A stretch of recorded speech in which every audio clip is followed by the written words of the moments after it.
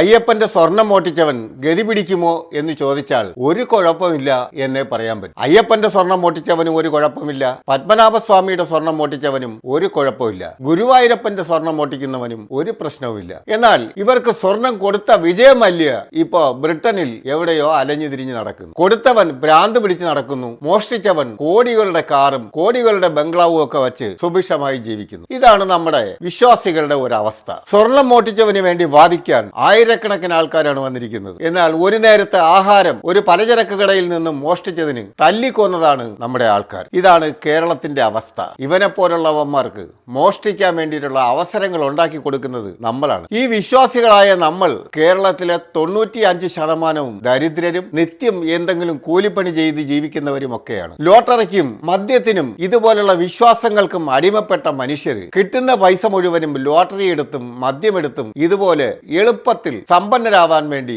ദൈവങ്ങൾക്ക് കൈക്കൂലി കൊടുക്കാനും വേണ്ടി ഉപയോഗിക്കുന്നു. ഈ രീതിയിൽ നിന്നും മാറിയാൽ മാത്രമേ ഈ കൊള്ളയും കൊള്ളയടിയും ഒക്കെ അവസാനിക്കുകയുള്ളൂ. അയ്യപ്പന്റെ ഇത്രയും സ്വർണം എടുത്തോണ്ട് പോയി മോഷ്ടിച്ച് വിറ്റിരിക്കുന്നു. ഇത്രയും കാലം ഇതൊന്നും ആരും പിടിച്ചുമില്ല, അറിഞ്ഞുമില്ല. നമ്മൾ വിശ്വാസികൾ ഒരു കാര്യം ചെയ്തു കഴിഞ്ഞാൽ 100% ഇത് അവസാനിപ്പിക്കാൻ പറ്റും. 2 വർഷം കേരളത്തിലെ വിശ്വാസികൾ ആരും 1 രൂപ പോലും കാണിക്കയിടാതെയും 1 രൂപ പോലും ഈ ദൈവത്തിന്റെ പേര് പറഞ്ഞു നടക്കുന്ന കള്ളന്മാർ 2 വർഷത്തിനുള്ളിൽ ഈ സംസ്ഥാനത്തുനിന്ന് ഒഴിഞ്ഞു പോകും. ഈ കാണിക്കയിടുന്നതും ഈ സ്വർണങ്ങളൊക്കെ ഇങ്ങനെ കൊണ്ടു കൊടുക്കുന്നതും എന്തിനാണ്? വെറുതെ അങ്ങോട്ട് കൊണ്ടു കൊടുക്കുകയല്ല, അവർക്ക് ഇതിനേക്കാൾ വലിയ വിജയങ്ങൾ നേടാൻ വേണ്ടിയിട്ടാണ് കൈക്കൂലി കൊടുക്കുന്നതാണ്. ഈ കൈക്കൂലി പണി നിർത്തിയാൽ മാത്രമേ കേരളത്തിൽ നിന്നും ഈ ദൈവത്തിന്റെ കച്ചവടക്കാര്, നമ്മൾ കാണുന്നില്ലേ ഓരോരുത്തർ ചെയ്യുന്ന ഓരോ പരിപാടികൾ, 2 കാലും നഷ്ടപ്പെട്ട് എഴഞ്ഞു വരുന്നവൻ ഇയാൾ കൈവച്ചോടനെ തന്നെ എഴിച്ചു ഓടിപ്പോവുകയാണ്. ഇത് ഒരു മതത്തിന്റെ കാര്യമല്ല, എല്ലാ മതത്തിലെ തെണ്ടികളും ഇത് തന്നെയാണ് ചെയ്യുന്നത്. ഇത്തരം പരിപാടികളൊക്കെ അവസാനിപ്പിക്കാതെ കേരളത്തിൽ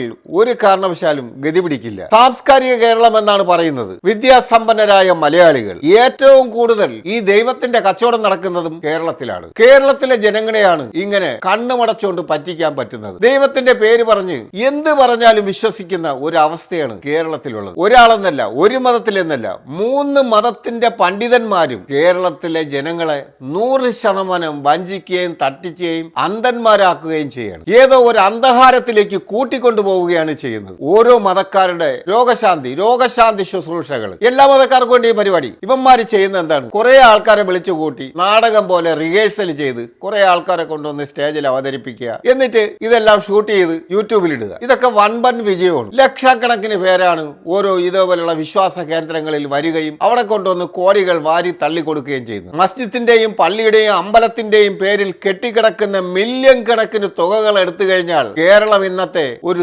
സമ്പന്ന സംസ്ഥാനമാക്കി മാറ്റാൻ പറ്റും. പക്ഷെ ഇതൊന്നും ആരും ചെയ്യില്ല. എല്ലാവരും കിട്ടുന്നത് അവരവർ മോട്ടിച്ചെടുക്കാനാണ് ശ്രമിക്കുന്നത്. പള്ളികളിൽ നിന്ന് പൊൻകുരിശ് കാണാനില്ല, മസ്ജിദിൽ നിന്നും കാണിക്ക വഞ്ചി കാണാനില്ല. ഇതൊക്കെ എങ്ങോട്ട് പോകുന്നത്? ഇതെല്ലാം ഈ മോട്ടിക്കുന്നത് യവന്മാര് തന്നെയാണ്. ദൈവത്തിന്റെ പേര് പറഞ്ഞ് നടക്കുന്ന ഇവന്മാരെല്ലാം മൊത്തം കള്ളന്മാരാണെന്നുള്ള കാര്യത്തിൽ ഒരു സംശയമില്ല. ഇതിന് പരിഹാരം ഒന്ന് മാത്രമേ ഉള്ളൂ. ഒരു പരിഹാരം കൊണ്ട് മാത്രമേ ഇത് അവസാനിപ്പിക്കാൻ കഴിയുള്ളൂ. പള്ളികളിലോ അമ്പലങ്ങളിലോ മസ്ജിദുകളിലോ 1 രൂപ പോലും കാണിക്കയിടുകയോ സംഭാവനകൾ കൊടുക്കാതിരിക്കുകയോ 2 വർഷം ചെയ്തു കഴിഞ്ഞാൽ ഇവന്മാർ അടുത്ത സംസ്ഥാനത്തിലേക്ക് ഓടിപ്പോവും. അടുത്ത സംസ്ഥാനങ്ങളിലൊക്കെ കേരളത്തിനേക്കാൾ മെച്ചപ്പെട്ട അവസ്ഥയുണ്ട്. അതുകൊണ്ട് ദയവായി ഇനിയെങ്കിലും ചിന്തിക്കുക. ദൈവത്തിന് പൈസയുടെ ആവശ്യമില്ല എന്നുള്ള സത്യം നമ്മൾ മനസ്സിലാക്കുക. അതുപോലെ ദൈവത്തെ വിളിക്കാൻ പോകുന്ന നമ്മൾ എന്തിനാണ് ദൈവത്തിന്റെ ഒരു ഏജന്റിന്റെ ആവശ്യമുണ്ടോ? നടുക്കൊരു ഏജന്റിന്റെ ആവശ്യമുണ്ടോ? നമ്മൾ പറയുന്ന ഭാഷ ദൈവത്തിന് മനസ്സിലാവില്ലേ? 100% മനസ്സിലാവുമല്ലോ. അങ്ങനെ ഒരു ദൈവമുണ്ടെങ്കിൽ നമ്മളെ സൃഷ്ടിച്ച ഒരു സൃഷ്ടികർത്താവ് നമ്മളുടെ ഭാഷ അറിയില്ലേ? നമ്മളുടെ അമ്മയല്ലേ നമ്മളെ പ്രസവിച്ച അമ്മയ്ക്ക് മലയാളം അറിയില്ലേ? മാതൃഭാഷ മലയാളമായ